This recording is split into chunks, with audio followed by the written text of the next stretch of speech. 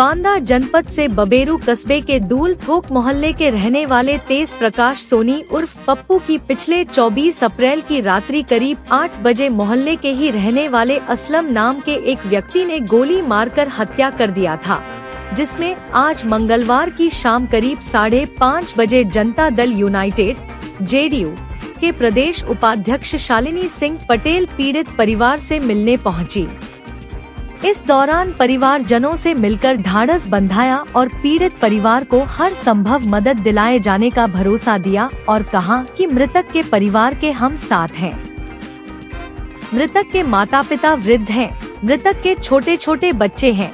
उनके भरण पोषण को लेकर हम सरकार से मांग करेंगे कि परिवार को शासन के द्वारा मुआवजा दिलाया जाए और बच्चों को पढ़ने के लिए सहायता दी जाए। वहीं यह भी कहा कि गोली मारने वाले व्यक्ति का पुलिस के द्वारा हाफ इनकाउंटर न करके फुल इनकाउंटर करना चाहिए।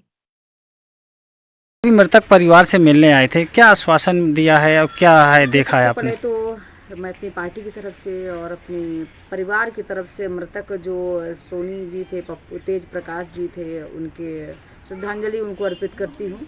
और उनके परिवार की स्थिति बहुत ही दयनीय है। इस तरह जो हत्याएं हो रही हैं लगातार, ये बहुत दुखद हत्या हो रही हैं, क्योंकि इंसान को मूली गाजर की तरह आज गोलियों से भूना जा रहा है। बहुत गलत है। ये कहीं ना कहीं हमारी ही सरकार पर प्रश्न चिन्ह खड़ा हो रहा है, कानून व्यवस्था पर। और जो एक मैं देख रही हूँ 4 दिन से भ्रामक खबरें फैल रही हैं कि उसके ऊपर कर्ज था 1,20,00,000, कोई कह रहा है 60 लाख जिसने हत्या किया है उसने कर्ज दिया था, जबकि मैंने उनके बारे में, उसके हत्या आरोपी के बारे में जानकारी किया है। खुद का घर नहीं है, झोपड़पट्टी में रह रहा है, वो कहाँ से 1,20,00,000 कर्ज देगा उस परिवार को। उस परिवार की स्थिति बहुत ही दयनीय। कर्ज लेकर के वो किसी तरह अपना व्यवसाय कर रहा था, अपने बच्चों का पेट पालन कर रहा था, भरण पोषण कर रहा था। उनके जो पिताजी हैं वो लकवा से ग्रसित हैं, उनकी माँ है वो वृद्ध हैं, छोटा सा एक आशियाना बना हुआ है। तो एक तरह से देखिए उनके पूरे परिवार का एक जो साया था वो उजड़ चुका है। और हमने परिवार को आश्वासन दिया है कि हम अपनी सरकार से, माननीय मुख्यमंत्री जी के यहाँ आपका लेटर पहुँचा करके डीएम साहब से कह करके मुख्यमंत्री राहत कोष से जो भी सहायता होगी वो दिया जाएगा, दिलाया जाएगा।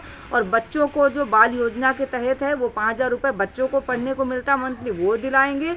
और जो उनके सास ससुर हैं, जो सोनी जी के जो माता पिता हैं, बुजुर्ग हैं, उनको पेंशन, वृद्धा पेंशन दोनों को दिलाया जाएगा। जो भी और भी हमसे सहयोग हो सकता है हम लोग सहयोग करेंगे।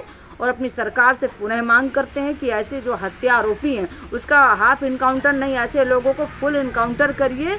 और जो भी उसके सहयोगी रहे हों, निष्पक्ष जांच करिए कि उस हत्या में कौन कौन शामिल थे, सभी के ऊपर कार्रवाई करिए। और अगर कार्रवाई देखिए नहीं हो रही है सही तरीके से, तो कहीं ना कहीं हमारी सरकार पर, हमारे उत्तर प्रदेश की पुलिस पर प्रश्न चिन्ह खड़ा हो रहा है। तो प्रश्न चिन्ह खड़ा ना हो, सरकार पर उंगली ना कोई उठा पाए, आप कड़ी से कड़ी सज़ा दीजिए और न्याय दीजिए, उस परिवार को सुरक्षा भी दीजिए।